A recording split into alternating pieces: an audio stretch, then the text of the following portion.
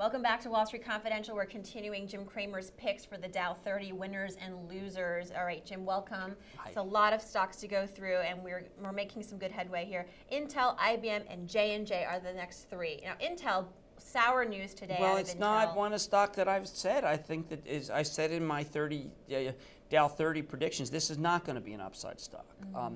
There had been tremendous concerns about inventory here. I think that it's protected by the 4% yield, but that doesn't mean that it can have upside. And the news this morning was just distinctly disappointing. I saw no upside in it.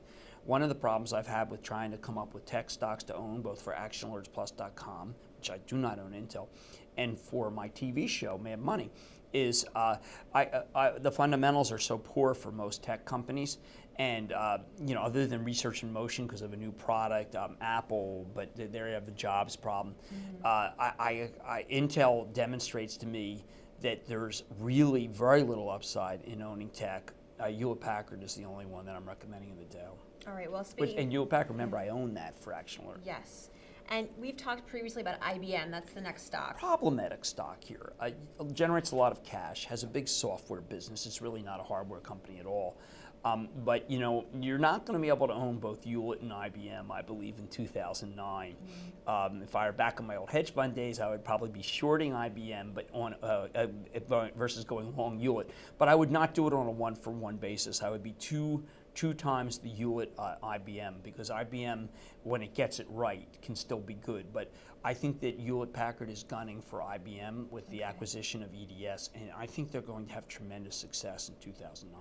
All right, and another stock you think that will have success, Johnson & Johnson. There was, since the year began, and I wrote a piece yesterday for RealMoney.com talking about when I went to Disney World beginning of every year with my kids before they went to school. And there was always this, even in bull market years, this tremendous rush to own the heavy cyclical companies, the Alcoas, the Phelps Dodge at that point. It's now Freeport, which I own for ActionAlertsPlus.com, FCX.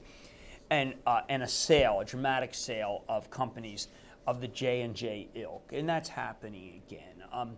Johnson & Johnson is a company that I have followed or was a core position in my hedge fund.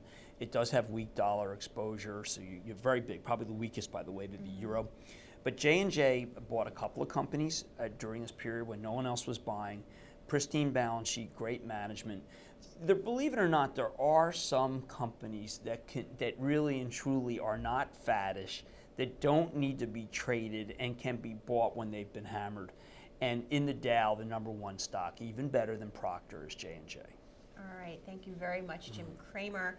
Again, all of this available on realmoney.com. I may just add again, J&J, full disclosure, is an ActionAlertsPlus.com. All right, and you heard it there, ActionAlertsPlus.com. You don't want to miss out on the action.